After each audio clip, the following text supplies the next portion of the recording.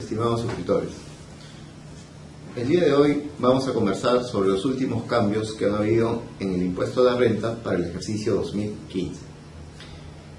En principio es importante resaltar el contexto económico en el cual nos encontramos.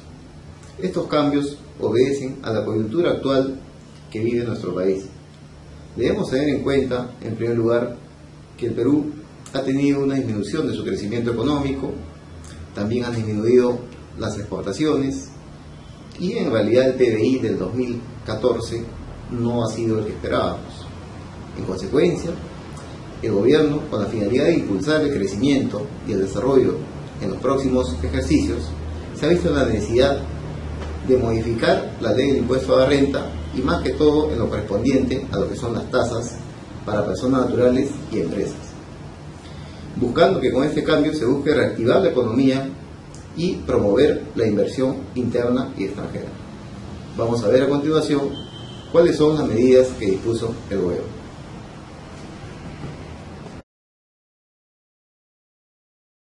Vamos a iniciar el tema comentando la modificación de las tasas del impuesto a la renta para las empresas. Como sabemos, para el ejercicio 2014, la tasa del impuesto a la renta empresarial era del 30%. Pero con la modificación reciente, la tasa del impuesto a la renta disminuye a 28% para los ejercicios 2015 y 2016. Y asimismo, esta disminución continúa a una tasa del 27% para los ejercicios 2017 y 2018 y a una tasa del 26% para el ejercicio 2019 en adelante.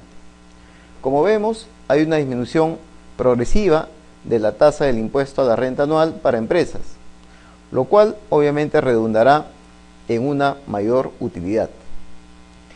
Pero las empresas deben tener en cuenta que si bien es cierto ha disminuido la tasa del impuesto a la renta, por otra parte, la tasa del impuesto a los dividendos, que en el 2014 fue del 4.1%, se eleva a 6.8% para los ejercicios 2015 y 2016 y a 8.0% para los ejercicios 2017 y 2018 y asimismo la tasa del 9.3% para el ejercicio 2019 en adelante.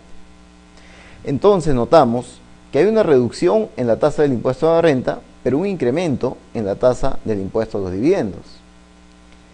Entonces, si nosotros miramos estas dos tasas de manera conjunta y hacemos el cálculo de la tasa efectiva, podemos darnos cuenta que no hay una disminución a nivel de la sumatoria de ambas tasas, puesto que a nivel de tasa efectiva se mantiene constante la carga tributaria.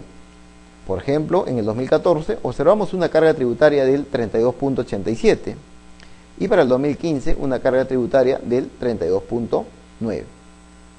Entonces, ¿esto a qué nos lleva a reflexionar? Si una empresa en el 2015, si bien es cierto, pagará un 28% de impuesto a la renta, pero si logra distribuir toda su utilidad, tributará el 6.8% de impuesto a los dividendos. Entonces, en ese caso, no habrá, digamos, una disminución a nivel impositivo, porque en la sumatoria de las tasas, a nivel de tasa efectiva, se mantiene el mismo gravamen, la misma carga tributaria. Entonces, si nos ponemos a reflexionar sobre este tema, nos damos cuenta que el Estado, con esta medida, busca primeramente disminuir la tasa de renta, pero sugiere que las empresas, digamos, no distribuyan el total de sus utilidades o quiere promover la reinversión, puesto que si la empresa distribuye, el gravamen será el mismo.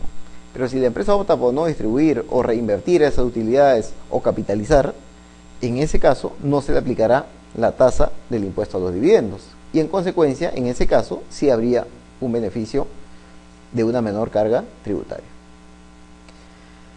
Ahora, otro punto que llama la atención respecto a este tema es el impuesto a los dividendos en lo que es la distribución indirecta de renta, es decir, aquel impuesto que grava aquellas operaciones no sustentadas con comprobante de pago o aquellas operaciones realizadas con contribuyentes no habidos o gastos que hayan beneficiado a accionistas, socios o personal, digamos, vinculado a la empresa. Ese gravamen, que hasta el 2014 era el 4.1, se mantiene en el 2015 en adelante, se mantiene con la misma tasa del 4.1.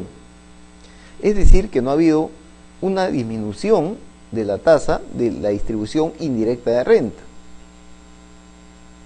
Aquí, desde mi punto de vista, entiendo que existe un error, puesto que la tasa del impuesto a los dividendos con la tasa del impuesto a la distribución indirecta de renta siempre deberían ser iguales, como lo fue en el 2014, ambos con el 4.1, y como lo ha sido también en ejercicios anteriores.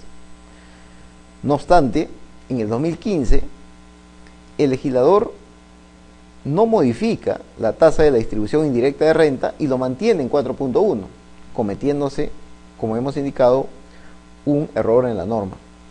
Tenemos entendido que en los siguientes meses se va a hacer esta corrección. Se intenta homologar ambas tasas porque ese es el objetivo, ¿no?, del pago del impuesto a los dividendos. Ahora, viendo otro tema asociado a esto, como si bien hemos explicado, hay una disminución en la tasa del impuesto a la renta, también esto repercute en una disminución a los pagos a cuenta.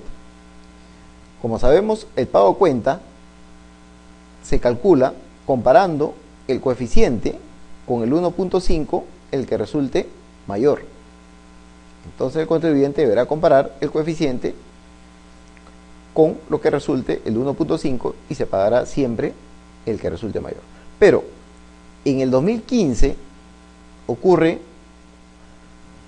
que el coeficiente que yo voy a calcular en el 2015 por enero y febrero va a ser en base al 2013, y el coeficiente de 2015 de marzo a diciembre será en base al 2014. Pero el 2013 y el 2014 han sido calculados con una tasa del impuesto a la renta del 30%. Entonces, es lógico que ese coeficiente, que se calcularía tomando como referencia un impuesto a la renta del 30%, no muestra pues una cifra real para un año en el cual el impuesto a la renta es la tasa del 28%, como lo es en el año 2015. Por lo cual la norma, de manera correcta, ha planteado la modificación del coeficiente, o sea, un ajuste al coeficiente, ¿no? Y ese ajuste se hará por el factor 0.9333. Este ajuste que da la norma, ¿no?, con el factor 0.9333, intenta homologar ambas tasas, ¿no? Es decir, corregir el coeficiente calculado en base a un impuesto a la renta del 30% y llevarlo a un coeficiente calculado en función de una tasa del 28%. Este cambio ya ha sido recogido en la versión 5.2 del PET 621, que es una versión nueva y que se estará aplicando a partir del 1 de febrero del año 2015. El coeficiente se ajusta automáticamente por el factor en el PET 621. Otro tema importante en las modificaciones es aquel vinculado a aquellos créditos o préstamos que se hacen a favor de socios, accionistas o titulares de la empresa. Antes, la norma, el artículo 24A, inciso F de la Ley de Renta, establecía pues que esto constituye una distribución de utilidades, pero decía que se configurará como distribución de utilidades siempre que no exista la obligación de devolver, o existiendo el plazo otorgado para su devolución, este excede 12 meses, o la devolución o pago no se produzca dentro de dicho plazo, entre otros supuestos. Es decir, que si la empresa otorgaba un préstamo a un accionista y no existía la obligación de devolver, o el plazo excedía los 12 meses, o similares, esto se tendría que grabar como distribución de utilidades. Eso es lo que indicaba la norma anterior. Ahora, con la norma actual, con la modificación que hubo a este inciso F del artículo 24A de la ley de renta, se ha eliminado ese requisito de la obligación de devolver o del plazo de 12 meses. Y el artículo simplemente ha quedado redactado de una forma muy básica que señala que todo crédito, y en este caso, que se efectúe la empresa al socio, es decir, todo préstamo de la empresa al socio, calificará como dividendo hasta el límite de la utilidad que le corresponda a dicho socio. Es decir, que aquí ya se debe tener bastante cuidado cuando, a partir del ejercicio 2015, la empresa decida otorgar un préstamo a un socio, puesto que ese préstamo calificará como dividendo hasta el límite de lo que le correspondería a ese socio de las utilidades acumuladas que tenga la empresa en ese momento.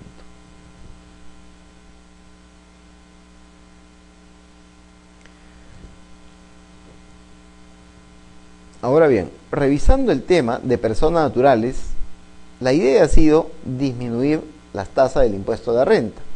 Se busca que las personas naturales tengan una mayor disposición de dinero con la finalidad, pues, de fomentar el consumo interno. Entonces, el Estado ha visto conveniente reducir las tasas del impuesto de la renta para personas naturales de cuarta y quinta categoría.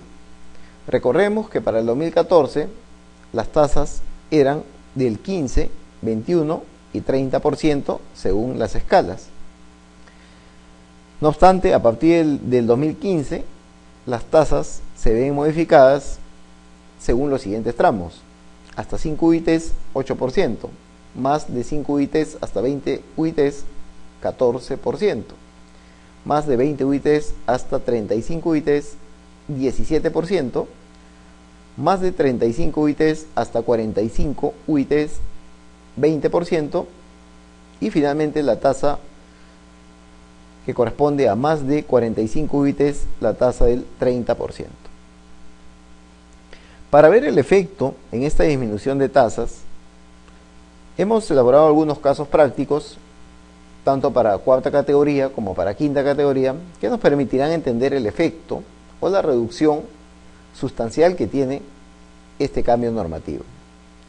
De acuerdo a los cálculos que hemos efectuado, hemos considerado como primer ejemplo una persona natural de cuarta categoría que obtiene honorarios anuales de 42.000 soles.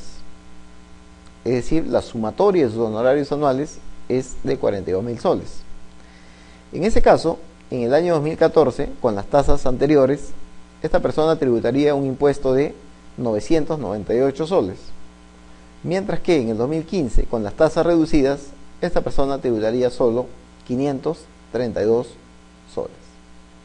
Hablamos más o menos de 450 soles menos que se ve reducido el gravamen o la carga fiscal sobre esta persona. Pero vamos a otro caso. La misma persona natural, pero que gana al año 420.000 soles por honorarios. Es decir, estamos hablando un promedio de un honorario bien alto a nivel mensual, ¿no? En este caso algo de 35.000 mensuales de honorarios, que sumados anualmente llegan a 420.000 soles de honorarios. En este caso, la persona con el impuesto de renta, con las tasas anteriores del impuesto de renta, llegaba a un gravamen total anual de 67.767. Pero si le aplicamos las normas nuevas, las tasas escalonadas nuevas del impuesto de renta 2015, se llegaría a un impuesto de 67.883. Aquí observamos que habría pues aproximadamente 100 soles más de diferencia. Aquí la persona paga más. No es como el caso anterior que la persona tributa menos. Aquí la persona tributa, digamos, una cantidad mayor, una cantidad mínima, pero mayor. Entonces, ¿esto qué nos lleva a concluir? Nos lleva a concluir que, si bien es cierto, la reducción de las tasas benefician a las personas naturales, pero solo benefician a aquellas personas que están en los primeros tramos. Me refiero a los tramos de 8%, 14%, hasta 17%, hasta por ahí es los beneficios. Los dos últimos tramos, los que llegan a los tramos del 20% y 30%, prácticamente no se ven beneficiados con la reducción de la tasa del impuesto a la renta de personas naturales. Este mismo análisis lo hemos efectuado para rentas de quinta categoría. Y en lo que es renta de quinta categoría, se observa de igual forma que si una persona natural ganaba 3.000 soles mensuales, la retención mensual promedio era 188. Ahora, esa retención mensual promedio bajaría a 100 nuevos soles, lo cual hace una reducción del 46.8% de impuestos mensuales. De igual forma, analizando quinta categoría para un trabajador con una remuneración mensual de 30.000 soles, observamos que para este trabajador no hay un beneficio en lo que es el impuesto a la renta y que las nuevas tasas, la aplicación de las nuevas tasas, homologan el impuesto que pagaba anteriormente. Por ejemplo, aquí observamos una retención mensual de 7.747 con las tasas anteriores y una retención mensual de 7.757 con las nuevas tasas del impuesto a la renta. Entonces, aquí recordar siempre que la reducción de tasas está beneficiando a aquellos trabajadores de cuarta o de quinta categoría que percibían sueldos, digamos, más bajos. Otro tema que llama la atención en cuarta categoría es la reducción de los pagos a cuenta del 10% al 8%. Esto tiene bastante lógica, puesto que si el impuesto anual se ha reducido, es coherente que se reduzcan los pagos a cuenta y que también se reduzca el monto de la retención de cuarta. En ambos casos era 10% y ahora baja a ser 8%. Respecto a la suspensión de pagos a cuenta y retención del impuesto a la renta para el 2015, también cabe comentar que el monto para solicitar la suspensión, el monto anual que se va a considerar para solicitar la suspensión de retenciones y o pagos a cuenta para contribuyente de cuarta es de 33.688 anuales, y por otra parte la excepción de efectuar pagos a cuenta para contribuyentes de cuarta solo o cuarta más quinta mensuales es de 2.807. Otros cambios que han habido del impuesto a la renta están relacionados al sustento del costo computable y de los gastos. Aquí, en este caso, en lo que es renta de tercera, la norma ha precisado algo que ya se entendía en los hechos, que es que los comprobantes emitidos por contribuyentes que tienen baja de inscripción en el RUC no serán aceptados como gasto o como costo. Finalmente, comentar que hay un régimen especial de depreciación para edificios y construcciones. Pero este régimen sube la tasa que conocemos del 5% al 20%, pero sujeto a varios requisitos. En principio, para aplicar una tasa del 20% se requiere que la construcción se hubiera iniciado a partir del 1 de enero de 2014. Y esto, en este caso, se acreditará con la licencia de edificación. El segundo requisito que pone la norma es que al 31 de diciembre del 2016 la construcción tuviera como mínimo un avance del 80% o se encuentre terminado. Y esto se acreditará con el documento que acredita la conformidad de obra. Entonces, en síntesis, la obra debe haber comenzado a partir del 1 de enero de 2014 y debe haber terminado al 31 de diciembre de 2016 o debe tener un avance del 80% a esa fecha, lo cual deberá ser demostrado por el contribuyente. Entonces, este régimen de la depreciación mayor del 20% Es aplicable para aquellos contribuyentes que construyen por sí mismos, pero también para aquellos que compran, ¿no?, un inmueble que cumpla estos dos requisitos: la fecha de inicio de la construcción y la fecha de término. Si no se cumplen estos requisitos, lamentablemente no podrá ingresar a esta tasa especial y el inmueble se depreciará con la tasa regular del 5%. Comentar finalmente que la norma dispone que el método de depreciación aplicable es línea recta y se aplicará ese porcentaje de depreciación hasta que el bien esté completamente depreciado.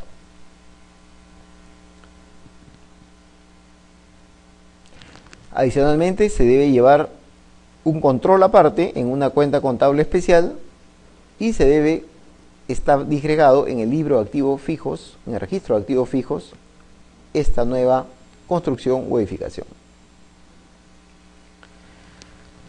También aclarar que si una empresa hace un costo posterior en edificaciones, me refiero por ejemplo a una empresa que tiene un inmueble de 2 pisos y decide construir un piso más, un tercer piso, entonces este tercer piso puede someterse de manera independiente y separado al gravamen del 30% en la medida, al gravamen del 20% en la medida que cumpla los requisitos antes indicados. Es decir, el primer piso y el segundo piso se depreciarán con la tasa anterior del 5% y este tercer piso, si cumple los requisitos indicados, se depreciará a una tasa del 20%. Ahora bien, los cambios que hemos indicado en el impuesto a la renta que afectan al 2015 a una reducción de la tasa del 30% al 28%, también tienen implicancias en la NIC 12. Puesto que, como sabemos, al cerrar el ejercicio 2014, las empresas determinan el impuesto a la renta diferido y contabilizan el activo y el pasivo tributario diferido según corresponda.